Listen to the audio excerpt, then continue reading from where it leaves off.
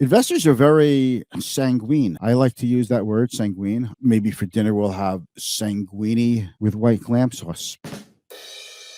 I'm such a tool. We're talking about Home Depot, Walmart. Is the consumer as strong as he or she looks? I feel like Walmart is more like a mirage. It does not reflect a strong consumer. I feel like the Walmart numbers reflects more of a worried, disillusioned consumer who's getting smashed by inflation. People are flocking to Walmart because of inflation. Walmart has massive buying power, so they're still able to squeeze the hell out of their suppliers more than anyone else. So you're getting what you feel is more bang for your buck at Walmart. But when Walmart has really good earnings and the stock goes down, I think it signifies more of a weak consumer and people are playing scared. I feel like Home Depot is about the haves and have-nots. For the very first time, the market cap of Home Depot surpassed Walmart. So now Home Depot is the biggest retailer in the country, bigger than Walmart, which has never happened before. Walmart does more in revenues, but Home Depot's profit margins